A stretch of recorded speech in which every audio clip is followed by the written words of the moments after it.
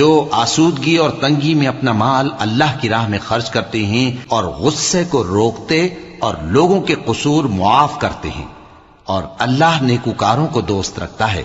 और वो कि जब कोई खुला गुनाह या अपने हक में कोई और बुराई कर बैठते हैं तो अल्लाह को याद करते और अपने गुनाहों की बख्शिश मांगते हैं, और अल्लाह के सिवा गुनाह बख्श भी कौन सकता है, और जानबूझकर अपने अफाल पर अड़े नहीं रहते। ऐसे ही लोगों का सिला उनके परवरदिगार की तरफ से बख्शिश और बाग हैं जिनके नीचे नहरें बह रही हैं, और वो उनमें हमेशा बसते रहेंगे, और अच्छे काम करने वालों का बदला बहुत अच्छा है। तुम लोगों से पहले भी बहुत से वाकयात गुजर चुके हैं, तो तुम जमीन में सैर करके देख लो कि झुटलाने वालों का कैसा अंजाम हुआ।